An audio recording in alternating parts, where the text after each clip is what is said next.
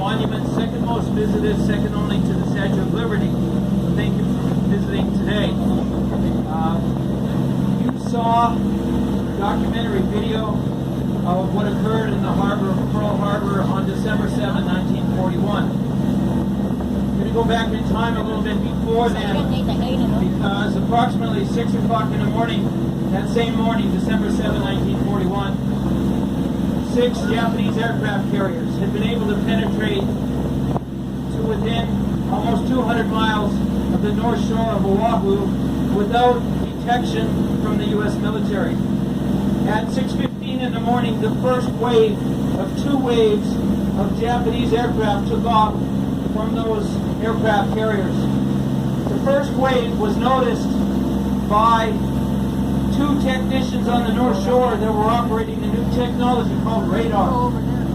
But when they radioed to their superiors of what they had seen, they were told, well, we're expecting some planes in from the mainland today, must be those planes. We're told to discount that information. That first wave of planes, their first mission before they attacked Pearl Harbor sites was to take out the planes that were on various locations around Oahu. So they took out the airplanes that were located at Barbers Point, at what today is Honolulu International Airport, at Ford Field, which was adjacent, and behind what was known as Battleship Row, and at Kaneohe, which is now the Marine base on the west side of Oahu. So the attack on Pearl Harbor happened after the planes had been taken out. Most of them were down. The attack then on Pearl Harbor commenced at 7:55 in the morning. At 8:06 in the morning, a direct hit from one of the 3 types of Japanese planes hit the bow end of the USS Arizona Memorial. Sir, you have to remain seated. Sir, you have to stay seated. These Navy guys will turn the ship around. I'm sorry, that's naval regulations. It's not even me. But anyway, please stay seated. We're going by what is known as Battleship Row, starting with the Nevada. That morning then, after the planes had taken out the aircraft on the island, commenced the attack on Pearl Harbor. Pearl Harbor had more than 200 ships present that morning. But there were 3 important ships not here. The 3 U.S. aircraft carriers. They were out doing special maneuvers. If they had been present, the whole history of World War II could have been different. So we went by what's called Battleship Row, starting with the Nevada, the Arizona. We're going to get back into the details of the Arizona in a few minutes. The Vestal, which was next to the Arizona, is not a battleship. That was a repair ship. You will pass by on the Tennessee and the West Virginia mooring sites. You won't see the Oklahoma, the California, the Pennsylvania. That morning, all 8 of the battleships were sunk, but only 2 were permanently destroyed, the Arizona and the Oklahoma. We're now going to go, as we go past Battleship Row here, you're going to find a ship that was not present on April 7, on December 7, 1941. On December 7, 1941, this ship was still, if it was even in the shipyard, it likely was in an architect's drawing book, because it wasn't placed in service until 1944.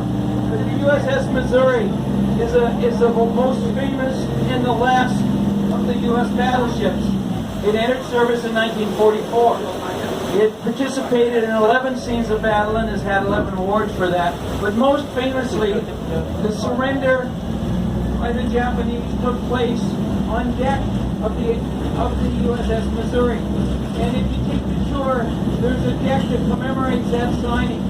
And you can see that the likenesses of the 30 generals and admirals that were present from the U.S. side. My understanding is that there was only 2 Japanese officials that came on board, signed the documents, didn't stay very long. Now the Missouri's history is pretty significant. If you look at those guns and its configuration in 1944, they're 16-inch guns. You compare that to the Arizona had 14-inch guns, a range of 25 miles. The Arizona's range was 14 miles. The accuracy of the first configuration of the Missouri's guns was about 150 yards at best. The range of the battleships on Battleship Row was less than 150 yards. In 1955, the Arizona was taken out of, or the Missouri was taken out of service after the Korean War. But the Missouri then was reconfigured and placed back in service in 1986. In its reconfiguration, it had Tomahawk cruise missiles placed on board.